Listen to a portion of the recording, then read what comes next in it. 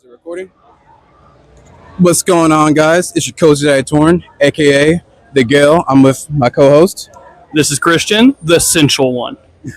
And we have a little special guest over here with us, Caleb Hyles. Hello. Good to see y'all. Thanks for having me. Just hanging out at OMGcon, singing songs, selling music. So it's going well thus far. Happy to be here. Happy to be with y'all. Nice. Thank you so much. We're at OMGcon 2025 here in Owensboro, Kentucky. And this is our, fourth time being here? This is our fourth time. Fourth time? Yes. My fourth time as well. Nice. So that means we saw you 4 different times, not including EvilCon. Yeah, that's right. EvilCon last year over in Evansville, Indiana. That was such a great convention. It was like a sister con in some ways to OMGcon. So I don't know what year they're on. This is the 20th anniversary of OMG, but I don't know what EvilCon's is. Maybe going on longer. Maybe it's a little younger. Either way, they're both great conventions, and I'm really enjoying my time at OMG, and I always do. It's always great. Well, and that's the fun thing. We actually didn't see you at EvilCon this year. We saw you at another thing this year. Right. Yeah, we were talking about that briefly. Yeah, Yes. What was the Naruto thing? Naruto Was that it? Orchestra. The Naruto, the Symphonic Experience. Yes. I got to do that. The very first show we did for that was in Evansville, Indiana. We did a little Midwest run. We were in Nebraska the next day, and then we went over to Louisville, Kentucky. Debatable where that is regionally. But yeah, I did that, and it was amazing. It was so cool, and that was our first show. It was a little rocky, but we figured it out. We found our footing, and it went well, though. It was still a good show. No, actually, fun fact, we we started the podcast right around the time we went to the orchestra. Right. Yeah. So a little bit of a anniversary start for you guys. Oh, cool, nice. All right, so there's a personal connection to the start of that show and the start of y'all's podcast. Yes. Would you look at that? The congruency. I love it.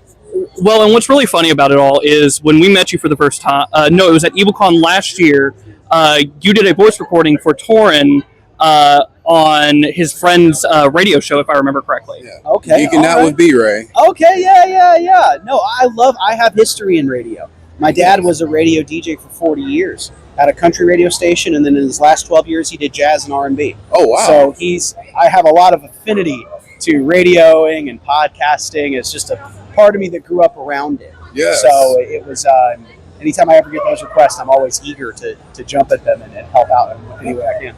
So was this kind of like a start to your music career? Because we haven't even talked about that. Right. No, you could argue it was that. My mom was in musical theater. I was in musical theater. So we had a lot of opportunities in the house, lots of music growing up, listening to all kinds of music because my dad worked at a radio station. Yeah. Now, it was a country radio station, but honestly, those radio stations all lived in the same buildings.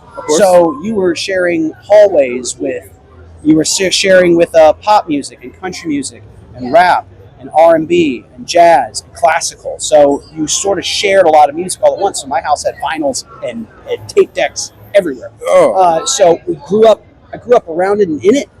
I didn't know exactly what I was going to do with music. I was in sports production before I got into music. Really? So I was running cameras and I was running all the stuff underground on the bus and everything. I worked with the SEC network for a while. So whenever the music started taking off, then I pivoted. I still love sports production, but my real love has always been music. So getting to do it for a career, yeah, I'll keep doing that. I'll keep doing that as long as the internet will have me. Of course. So, speaking of music, I saw that you just released your newest album. That's right, I did. Is there anything you would like to talk about? Right here. What was the inspiration for this album? Right. So I love hard rock. I'll talk to this guy. Yeah, I realize you. Yeah, you're good. To you. I've always loved alternative rock, new metal adjacent kind of music. So things like Flyleaf and Skillet and Linkin Park. Those are bands that I really gravitated towards when I was younger. And when I worked with this label who specialized in that kind of music, the producer worked with My Chemical Romance and worked with Kelly Clarkson too, a pop artist, and 3 Days Grace. It was like, okay, well, let's write music that falls into that genre and into that sound and capture that audience. So I had a lot of messages I wanted to convey on this album. We wanted it to sonically feel a little bit like the late 2000s kind of music, alternative metal music. So that's what we went for. That was our vision for the album sonically, was to go that route. Okay, that's awesome actually, because I bought your last album. Right. And and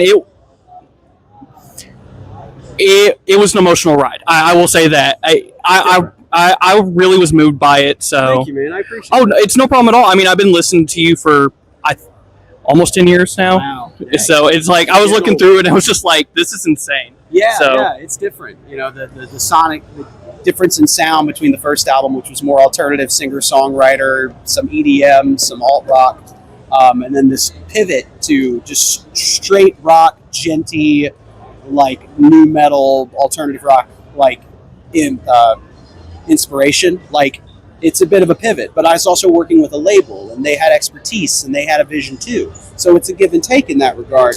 So I'm glad you love the first album. That was an independent release, and my next forthcoming albums are going to be independent as well. Okay. But I'm still working with this label, so lots of things are just happening all at once. Okay. With me and music. So I'm just trying to keep my head on straight, truly, to not lose it in the process of all the writing that's taking place. So. And that's completely fair. I know you've got a lot going on between your home life and trying to get everything ready.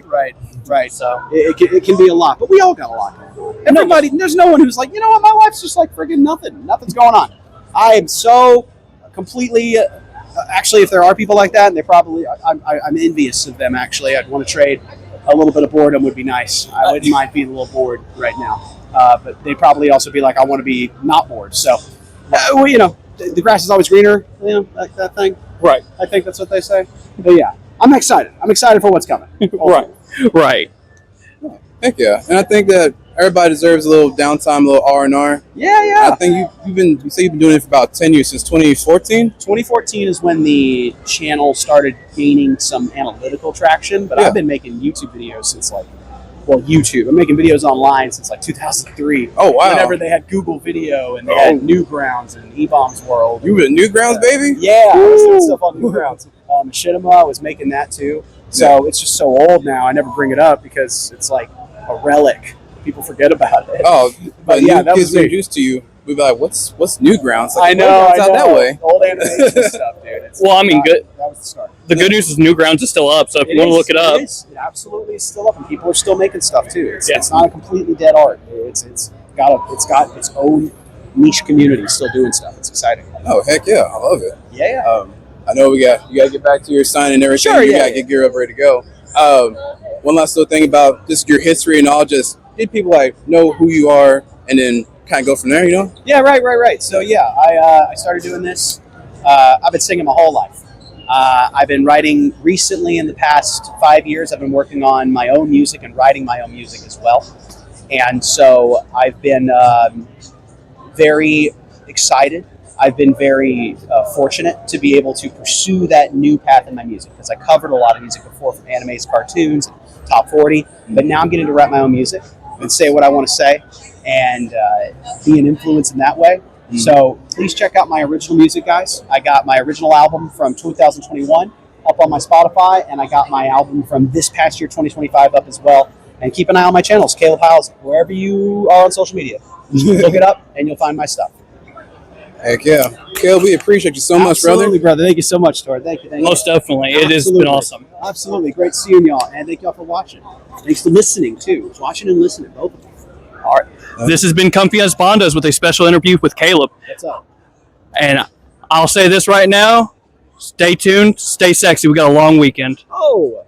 He's not playing there. We've got tournaments and a whole bunch of shows to go to, man. So, good night, gorgeous. Stay sexy. Hell yeah. We Well, appreciate thank y'all, you, man, so appreciate much. you guys. Thank you.